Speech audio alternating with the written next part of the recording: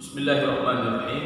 Assalamualaikum warahmatullahi wabarakatuh. Waalaikumsalam warahmatullahi wabarakatuh. Alhamdulillahirabbil alamin. Wassalatu wassalamu ala asyrafil anbiya'i wal mursalin wa ala alihi wa ashabihi ajma'in. Asyhadu an la ilaha illallah wa asyhadu anna Muhammadan 'abduhu wa rasuluh al-mab'uts rahmatan lil alamin. Faqur rabbi zidni 'ilma warzuqni fahma. Allahumma iftah lana hikmataka wanshur 'alaina rahmataka min khazaini rahmatika ya arhamar rahimin. Allahumma amin. Segala puja dan puji hanyalah milik Allah Subhanahu wa taala. Salawat dan salam semoga senantiasa tercurah kepada Rasulullah sallallahu alaihi wasallam.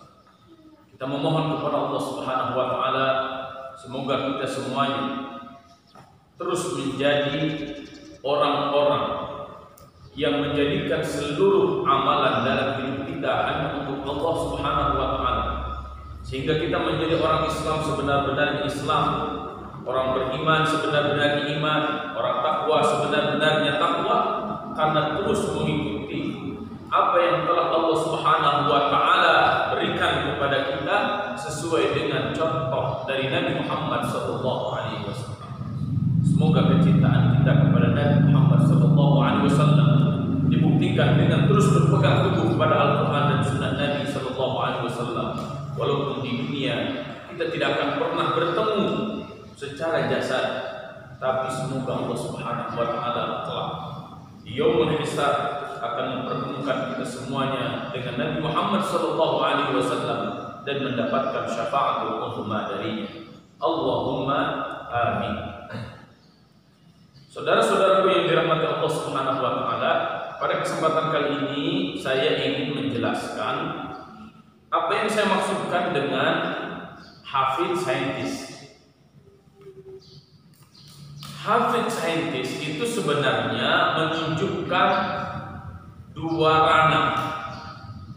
Yang pertama adalah hablum minallah, yang kedua hablum minan nas. Yang pertama adalah strategi langit, yang kedua adalah strategi bumi.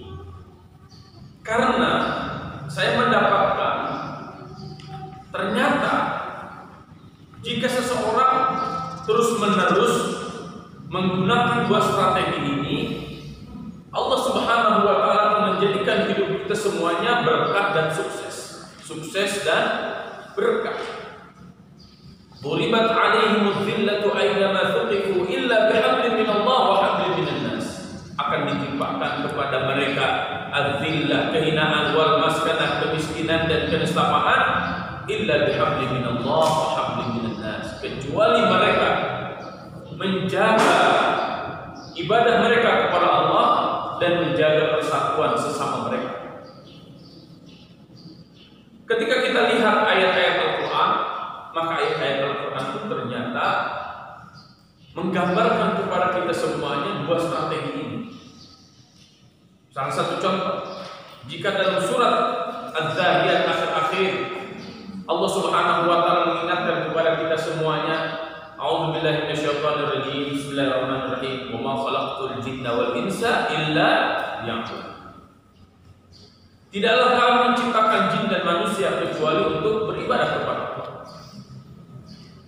Di awal-awal surat Al-Baqarah Allah Subhanahu wa taala menyerukan kepada kita semuanya, a'udzubillahi minasyaitonir rajim, ya ayyuhan nasu ubudu rabbakumul ladzi khalaqakum wal ladzina min qablikum la'allakum tattaqun alladzi ja'ala lakumul arda firashan was samaa'a binaa'a wa anzala 'alaykum minas samaa'i maa'an fa akhraja bihi minats thamarati rizqan lakum fala taj'alu lillahi andadan wa antum ta'lamun. Di awal surat Al-Baqarah ini Allah Subhanahu wa taala memberikan informasi sangat penting kepada kita. Ketika Allah Subhanahu wa taala memerintahkan kepada seluruh manusia untuk beribadah kepada Allah Subhanahu wa taala, rabbakum wa'budu rabbakum, beribadahlah kalian semuanya kepada Tuhan kalian yaitu Allah Subhanahu wa taala. Allah Subhanahu wa taala iringkan ayat itu dengan alladzi ja'ala lakum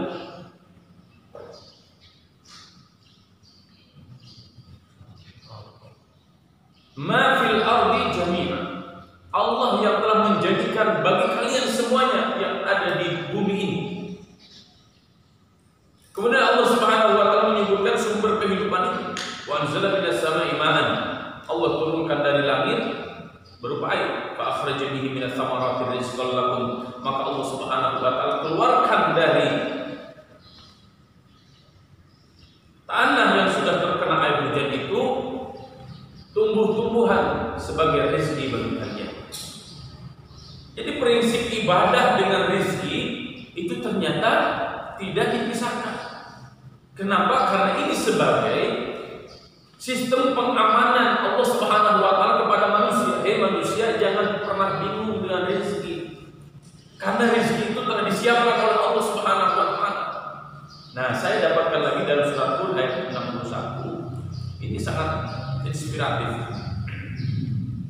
A'udzu billahi minasyaitonir rajim. Bismillahirrahmanirrahim. Wa ila thamud akhahum shalihan qala ya qaumi ibudullaha ma lakum min ilahin ghairuh huwa ansha'akum minal ardi wastakbartum fiha fastaghfiruhu thumma tubu ilaihi inna rabbi qaribun mujib. Kami utus kepada kaum Tsamud, yaitu Nabi Saleh. Apa yang dikatakan oleh Nabi Saleh? Persis semua para nabi dan para rasul misinya sama, yaitu mengajak beribadah kepada Allah Subhanahu wa taala. Kemudian diingatkan, huwa ansya'akum minal ardh. Dialah Allah yang telah menumbuh kembangkan kalian dari bumi. Kan kita diciptakan oleh Allah Subhanahu wa taala dari sarimat itu. Ya. Wasta'marakum fiha. Wasta'marakum. Dan Allah Subhanahu wa taala akan menjadikan kalian semuanya para pemakmur bumi.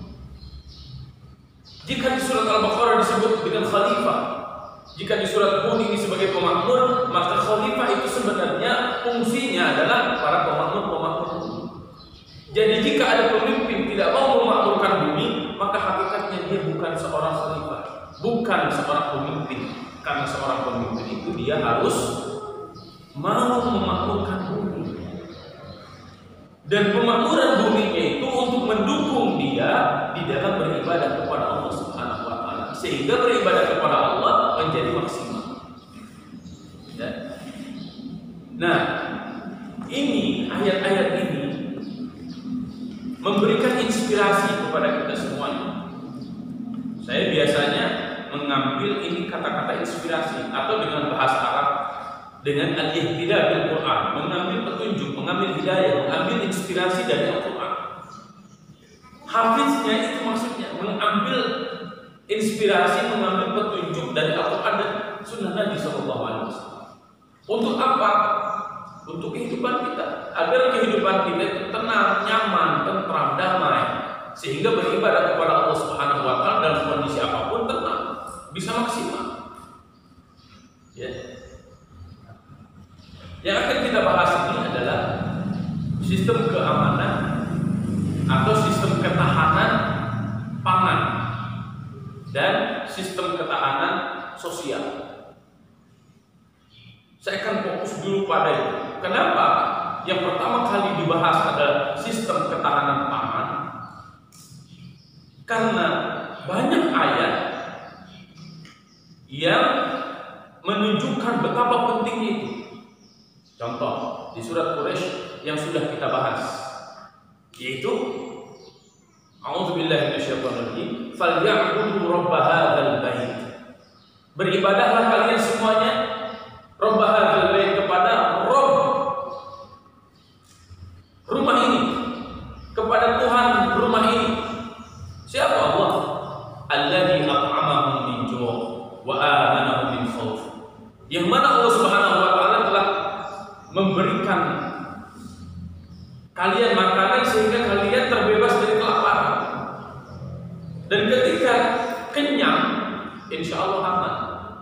Tapi ketika lapar, maka pasti akan banyak huru-hara, banyak maling, banyak orang yang mencuri, banyak orang yang nekat.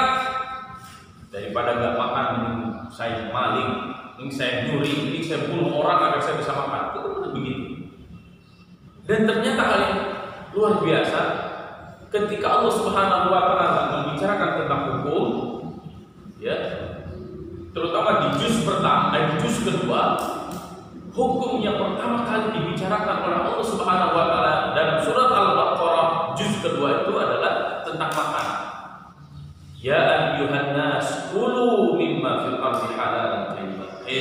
Manusia, kulu makan oleh kalian semuanya mimma fil ardi, apa yang ada di bumi, halalan thayyiban, halalan thayyiban.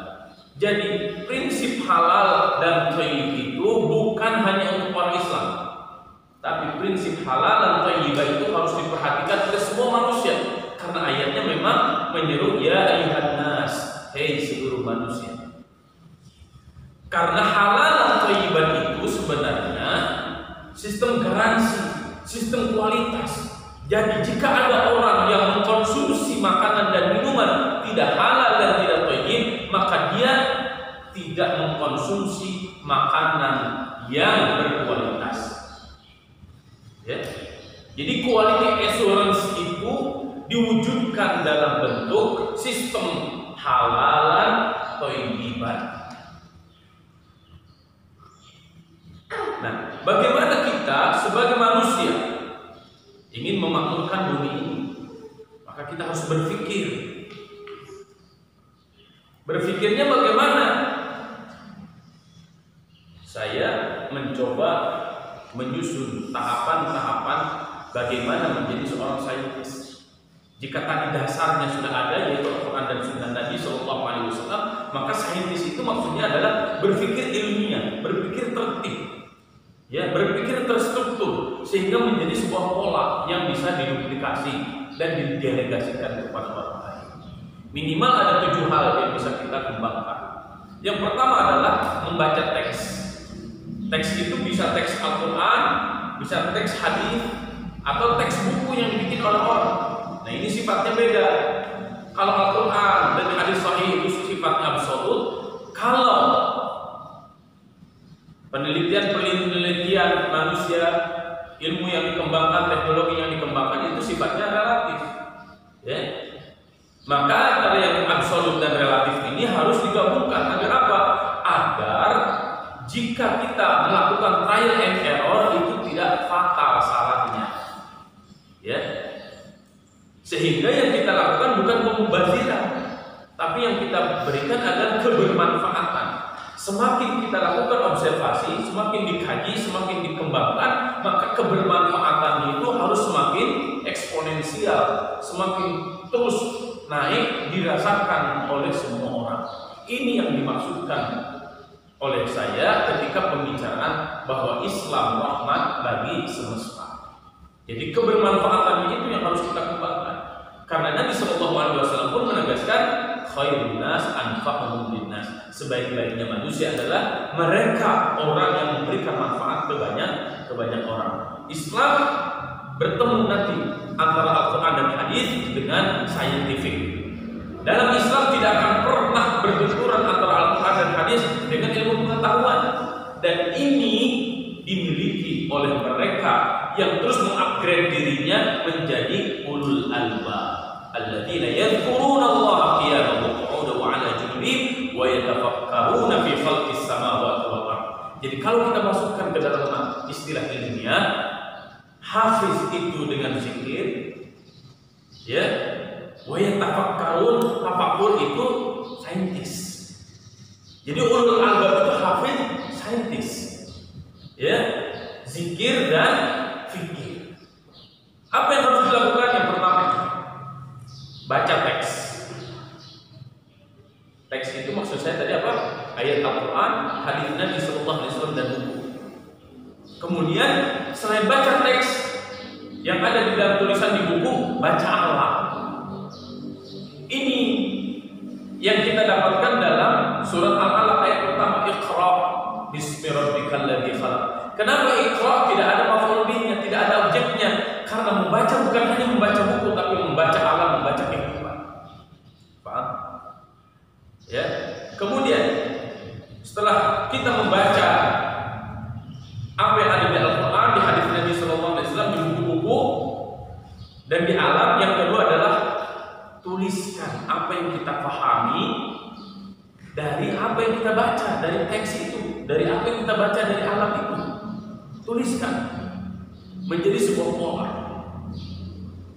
kesimpulan-kesimpulan Allah. Yang ketiga, diskusikan dengan diri sendiri. Ini apa maksudnya ya? Apa yang ada di balik ini? Ini bagaimana ya merakainya? Ini bagaimana? Terus diskusikan dengan diri sendiri atau dengan teman yang ada di sekitar kita, atau bahkan mungkin orang yang berlainan dengan kita. Karena biasanya orang yang berlainan dengan kita, dia melihat kita terus kelemahan-kelemahan. Ya, semakin banyak yang didiskusikan, maka kita akan semakin mengkristal. Kemudian yang keempat adalah komunikasikan dengan para ahli. Ya, kita minta pendapat para ahli ini seperti apa dari asumsi-asumsi yang kita dapatkan dari diri kita. Kemudian yang kelima adalah praktekkan apa yang telah kita temukan di trial and error, di observasi, atau istilah Al-Qur'annya fanzuru kaifa kana aqibatul mukadzibin. An-nazar itu melihat secara detail, ya, mengobservasi sesuatu dengan penuh kesabaran. Ya, kalau sudah ketemu formulasinya, maka yang keenam adalah lakukan itu secara masif, dan melibatkan banyak unsur dan banyak orang. Yang ketujuh, kita patenkan menjadi sebuah penemuan dan teori baru. Ini kerangka berpikir yang saya sedang kembangkan. Sekarang kita akan coba kerangka berpikir ini kita masukkan ke ketahanan pangan dan ketahanan sosial. Ya. Saya akan coba itu, karena kita sekarang ada di daerah sawah, ya, daerah pertanian, dan banyak lahan-lahan. Kemudian kasus-kasus yang saya temukan, walaupun kasus-kasus itu ringan. Contoh, ini sebagai kasus yang harus kita carikan solusinya.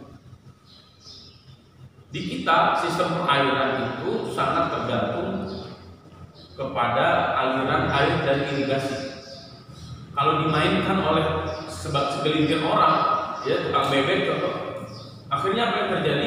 Suplai air, debit air itu menjadi kurang. Akhirnya pertanian yang harusnya tiap tahun itu 3 kali atau 4 kali, ya, jika usia padinya 3 bulan, maka 4 kali kita harus panen sebenarnya. Tapi karena suplai airnya menjadi kurang, maka pertanian itu hanya 2 kali dan lahan menjadi mubazir. Itu yang pertama. Suplai air yang tidak stabil menjadikan pengolahan lahan menjadi terkendala. Yang kedua adalah posisi tanah. Posisi tanah yang rendah. Ketika banjir, maka semua apa yang kita tanam habis. Yang ketiga, membutuhkan proses yang banyak dan panjang. Proses banyak dan panjang itu apa? Ya, ketika panen, sangat melelahkan. Ketika setelah panen tidak mengolahnya, prosesnya panjang. Ya. Di traktor dulu, terus dibajak dulu, terus dibersihkan segala macam, panjang. Ya. Kemudian ada beberapa kasus yang saya perhatikan, ketika menyiapkan lahan, robek-robek kakinya segala macam, banyak terjadi eksiden. Ya. Contoh kemarin ketika panen lele, kakinya pada robek-robek, betul nggak? Kucuk nakal, dari pagi sampai siang belum beres-beres. Kenapa? Karena kita juga tidak tahu isinya ada berapa, terus di mana saja tempatnya, terus kualitasnya seperti apa. Nah, ini permasalahan-permasalahan yang ada di alam. Saya pikirkan, oh ya, ini kan proses membaca. Belum ada yang merasa tersaingi, kenapa sih dia dapat terus, saya nggak dapat. Itu proses sosial. Nah, ini kita harus formulasikan menjadi hal yang sistematis secara keilmuan. Saya mendapatkan beberapa sistem tanaman di dalam teknologi, ya. Contoh, ketika hamparan lahan ini ada di hamparan lahan yang landai, kemudian suplai air kita tidak cukup, maka ini akan kering lama. Apa yang harus kita lakukan? Maka yang pertama adalah kita harus bikin sumur. Ini suara saya keluar nggak? Kalau keluar nanti aja.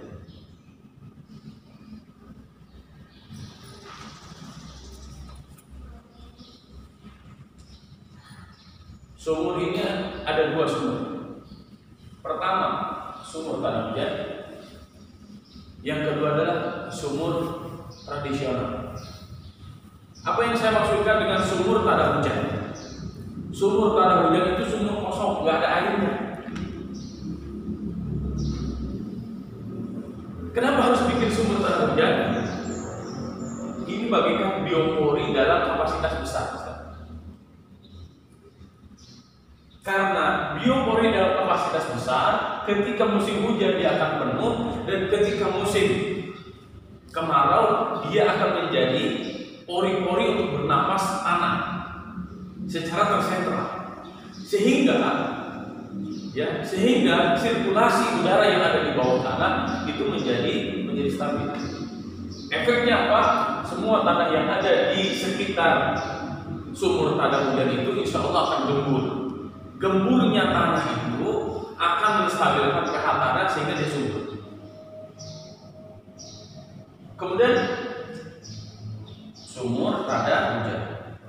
Kemudian yang kedua adalah sumur tradisional. Sumur tradisional itu kan dia akan menampung air. Nah, air ini yang kita gunakan untuk pengairan ini.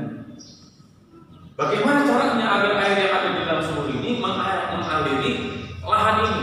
Nanti saya akan sebutkan. Agar kita tidak capek, kan nggak mungkin kita nimba kan? Maka kita membutuhkan teknologi solar panel. Sehingga ini secara alamiah dia bisa menghasilkan listrik dan airnya terus keluar tanpa kita harus tergantung kepada PLN.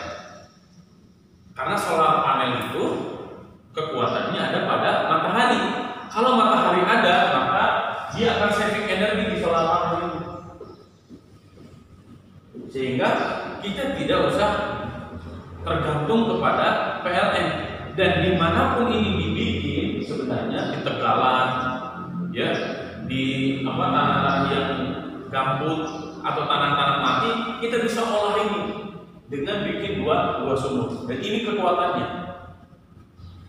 Kemudian, bagaimana kalau tanahnya miring atau labil, tidak stabil? Gak apa-apa. Kalau yang tradisional itu seperti ini, maka kita naikkan teknologi. Saya dulu berpikir begini, ketahanan pesantren yang dikembangkan oleh para ulama, para kiai itu, santri itu begini sirkulasinya. Pagi-pagi mereka bekerja di kebun, di sawah, ba'da zuhur sampai malam santri itu bekerja, ngaji. Jadi ketika keluar dari pesantren, mereka punya life skill, kemudian ilmunya sudah penuh. Sehingga tidak ada kiai zaman dulu lulus pesantren bawa lamaran kerja. Mau ngelamar kerja di mana itu nggak ada tuh kiai. Santri-santri zaman dulu tuh nggak ada. Tapi di mana pun mereka ditempatkan, mau di tengah hutan, ya segala macam, hutan itu menjadi kota, sebuah peradaban baru. Nah, ini teknologi pendidikan yang dikembangkan oleh para ulama. Nah, sekarang saya ingin masuk ke bagaimana suplai pangan dan stabilitas sosial. Suplai pangan, jika zaman dulu pengolahannya sangat tradisional, maka kita bisa menggunakan teknologi. Jika hari ini orang menyebutnya dengan revolusi industri 4.0, ini 4.0 itu maksudnya sudah menggunakan teknologi. Apa yang bisa kita lakukan? Contoh teknologi persawahan yang kita kombinasikan dengan sayuran dan segala macam. Karena saya perhatikan 2 tahun sawah ini cuma sawah toh. Proses penggarapan sawahnya sangat mahal, hasilnya hanya padi saja atau beras saja. Nah, kita gabungkan dengan sayuran segala macam. Dengan apa itu? Dengan bikin parata. Tahu parata bisa? Tahu nggak sih parata? SD tahu parakat? Nah, parakat. Cuma parakatnya jangan di apa? Jangan diseimbangkan. Contoh ini 1,5 meter atau 1 meter lah, 1 meter. Maka di sini 80 cm.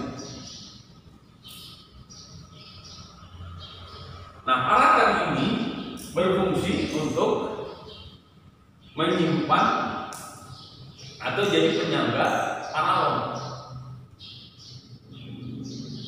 Jadi kita nanam padinya jangan ditanam. Jadi kalaupun ini mau banjir, nggak apa-apa, banjir aja. Padi kita tetap selamat karena kita tanamnya di dalam perahu. Nanamnya pakai apa? Agar kita tidak membajak, agar kita tidak segala macam, tidak nandur segala macam, kan capek. Betul nggak? Kita nanamnya di yang buat pop ice cream, kap-kap kecil seperti gelas, masukin di sini. Ini kan dibolongin, ini dibolongin, masukin kap itu. Nah, tanam kami langsung.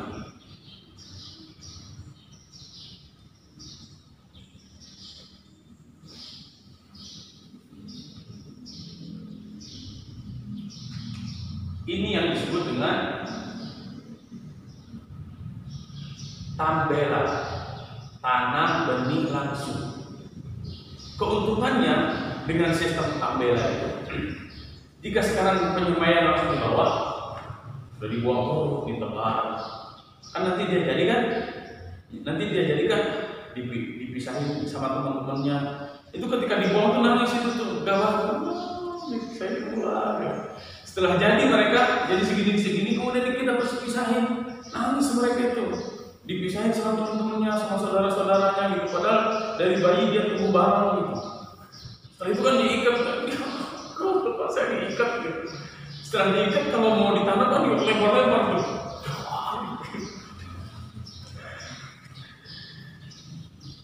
Ya, itu menjadikan apa? Si akarnya tidak stabil. Dan dia butuh untuk beradaptasi dengan lingkungan lagi gitu.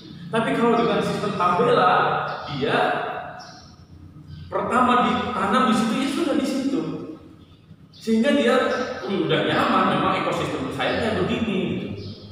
Nah, terus untuk dia hidup itu dengan air. Wanzala minas sama'i ma'an fa akhraja bihi minal thamarati rizqan lakum. Maka suplai airnya harus cukup. Bagaimana sistem airnya? Nah, disinilah disirkulasikan airnya ke para ini. Maka kenapa ini harus miring? Agar nanti si air itu dengan otomatis dia bisa turun. Turun kemana ya? Pasti turun ke bawah. Nah, turun ke bawah ini jangan dibuang, tapi kita bikin kolam. Bikin kolam di sini, sehingga di bawahnya bisa kolam, kemudian di atasnya bisa padi, bisa sayuran, bisa macam-macam. Ini kolamnya kolam apa? Kolam lele, kolam gurame, kolam patin, kolam segala macam bisa. Kenapa? Nah, yang harus kita miliki adalah teknologi water treatment. Teknologi water treatment. Mentreatment air, bagaimana air itu tidak butak, air itu nggak bau. Penelitian Profesor Amar kan sudah ketemu sebenarnya bagaimana agar air ini dia akan terus bersih. Maka penemuannya dengan sirkulator dan aerator. Sirkulator dan aerator inilah yang akan menjadikan kualitas air tetap jernih. Kenapa tetap jernih? Karena semua kotoran-kotorannya dia dibuang. Dibuangnya kemana? Dibuangnya ke sini, ke tanaman. Jadi bisa jadi bagi air itu dia adalah kotoran, tapi bagi tanaman menjadi pupuk. Sehingga dia disirkulasikan terus. Kotoran dia bagikan bagi air. Tapi ketika disirkulasikan kepada tumbuhan, dia akan diserap oleh tumbuhan sehingga itu menjadi pupuk organik. Sehingga sebenarnya kita nggak usah beli pupuk yang membahayakan. Ya, semprot. Saya kalau jalan-jalan sama pacar saya, kalau pagi-pagi, baunya gitu. Pas dilihat, nyemprot, bau. Saya berpikir itu tadi tuh padi yang udah dilempar, dipisahin dari teman-temannya, diikat, dilempar lagi, udah gede disemprot, gitu. Gimana gak maksimal coba? Ya, manusia saja baunya luar biasa, mau mati apalagi tanaman, sehingga ini menghabiskan semua jenis-jenis hewan dan jenis-jenis tumbuhan. Kenapa? Karena ada pestisida. Jadi ketumbuhan, kehewanan akan mati, kemudian ke udara juga akan rusak. Ya. Nah, dengan sistem ini keuntungannya banyak.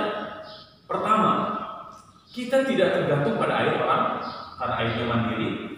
Kita juga tidak akan tergantung ke PLN, walaupun kita harus terus-menerus mensuplai air ke ini. Ini kan lama-lama kan habis, ya kan? Diserap oleh tanaman, kemudian diserap oleh ikan, segala kita akan habis, terus tambah lagi air asli dari sini, tambah lagi terus. Ketika ini panen, ya airnya dibalikin lagi ke tanah, gitu. Bikin biopori yang banyak. Nah, di samping tanaman ini kita bisa nanam sayur. Jadi di samping ini paratannya contoh 2 meter atau 3 meter. Di samping-samping itu kita bisa nanam yang lain. Dan selain itu di bawah ini kolam ini, ya ini kolam ini bisa pakai terpal. Di samping-sampingnya ini kita bisa tanam apa namanya satu podok. One day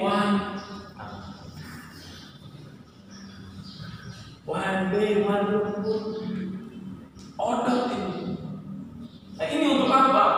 Untuk binatang yang lain, marmot, kelinci, kemudian kambing, domba, sapi, kebo, tanpa kita harus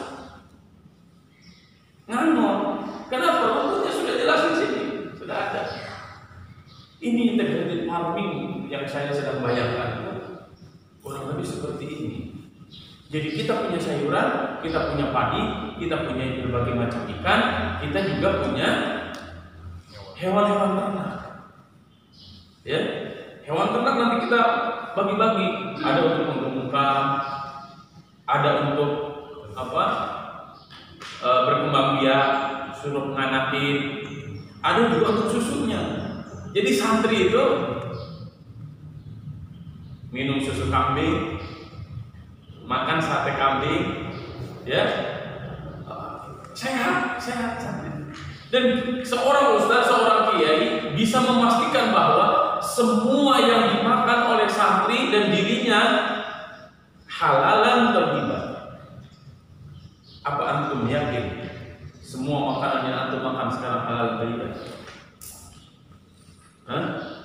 Kalaupun kita yakin itu halal, tapi thayyiban belum tentu. Kenapa? Makan lele contoh. Lele orang kita nggak tahu apakah lele jalalah atau lele apa. Betul nggak? Lele di kolam, di atasnya ada helikopter, kemudian setiap makan sentorek sama dia, tuh dimakani. Emang itu thayyib? Enggak thayyib. Itu namanya lele jalalah, lele pemakan kotoran Anda. Ya, betul nggak?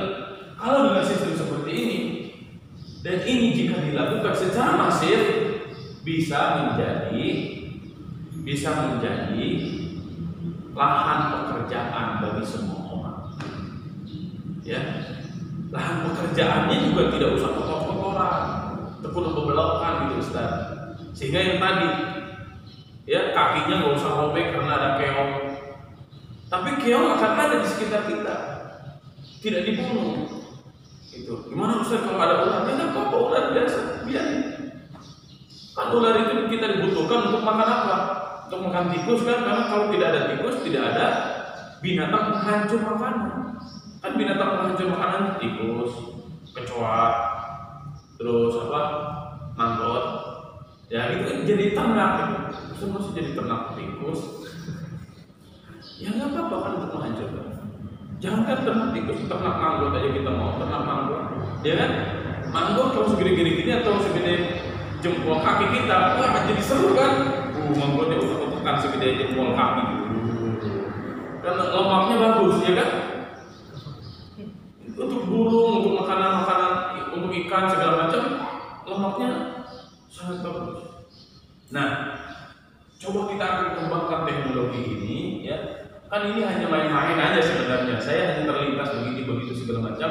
Tapi jika kita kaji secara ilmiah, kita buktikan secara ilmiah, ya efektif mana dari segi pupuk, kemudian dari segi hasil, kemudian dari segi apa bermacam-macam tumbuhan yang bisa kita kembangkan, kemudian dari segi musim, ya. Kalau ini kan bermusim semua. Kalau dengan sistem ini akan bermusim dan ini sudah integrated farming. Ya, jikapun ini akan dikolosalkan, dimasifkan, insya Allah para pemuda akan mau dengan sistem integrated farming seperti ini. Kenapa? Karena nggak usah kotor-kotoran. Ya, kalaupun nanti ini akan diberikan pupuk, ya pupuknya kan sudah ada, pupuk kandang dari kelinci, pupuk kandang dari marmut, pupuk kandang dari apa? Dari kambing, kemudian dari apa lagi? Dari sapi.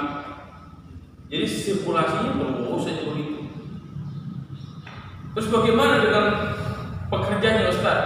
Kan santri semuanya banyak ya kan? Antum bagian ini, antum bagian itu, antum bagian ini. Jadi tidak ada santri kalau pagi-pagi itu kenapa? Semuanya bergerak. Dan itu membiasakan kita semuanya untuk meneliti, melakukan penelitian. Kenapa ayam saya mati? Diteliti. Kasih lagi ayam, kasih lagi. Diteliti sehingga dia punya kesimpulan. Oh iya, biar nggak mati itu harus begini formulasinya. Lah kenapa lele saya kok mati? Oh iya, ini buat dulu gini lelenya. Biar gimana agar nggak bunuh? Terus itu semuanya menjadi penelitian. Maka disitulah bergabung antara hafid dengan saintis. Disitulah bergabung antara ayat-ayat kauniyah dengan ayat-ayat kauniyah. Disitulah kita akan beribadah kepada Allah Subhanahu Wa Taala. Semua apa yang kita lakukan dan menghasilkan, sehingga ketika kita beribadah makhluk kepada Allah sudah tenang. Jadi ibadah Allah. Saya nanti makan apa ya? Enggak usah kepikiran itu. Kenapa? Tenang ibadah kita. Ya, mau umrah tiap bulan juga tenang. Kenapa? Enggak akan kekurangan rezeki kita. Mudah-mudahan ini menjadi data awal ya untuk penelitian yang akan kita kembangkan ya. Yang ketujuh nanti silahkan kalau ini sudah menjadi satu siklus ya, contoh siklusnya 1 tahun gitu. Seperti apa hasilnya? Nah, ini bisa menjadi sebuah penelitian yang terus-menerus kita kembangkan di masa-masa yang akan datang. Jadi seorang penghafal Quran itu bukan hanya sebatas hafal Quran. Di lingkungannya yang enggak karu-karuan dia enggak peduli. Itu bukan penghafal Quran. Karena penghafal Quran itu sejatinya adalah mereka yang beriman kepada Allah. Mereka menjadikan setiap ayat-ayat Quran itu menjadi sumber hidayah, panduan hidup bagi dirinya, untuk kemaslahatan dirinya, keluarganya, dan banyak orang. Dan dia bisa memberikan kontribusi kemanfaatan bagi manusia yang banyak di dunia. Semoga Allah Subhanahu Wa Taala ilhamkan kepada kita semuanya ilham yang banyak dan manfaat-manfaat yang akan memberikan kemaslahatan bagi kita semuanya, baik di dunia ataupun kelak di akhirat. Allahumma amin. Allahumma amin. Wa sallallahu ala nabiyyina Muhammadin wa ala alihi wa ashabihi ajma'in. Wallahu a'lam bissawab. Wallahu al-muwaffiq ila aqwamit thariq. Wallahu ya'khudhu bi aydina ila ma fihi khairun lil Islam wal muslimin. Subhanallah wa bihamdika asyhadu an la ilaha illa anta astaghfiruka wa atubu ilaik. Wassalamu alaikum warahmatullahi wabarakatuh.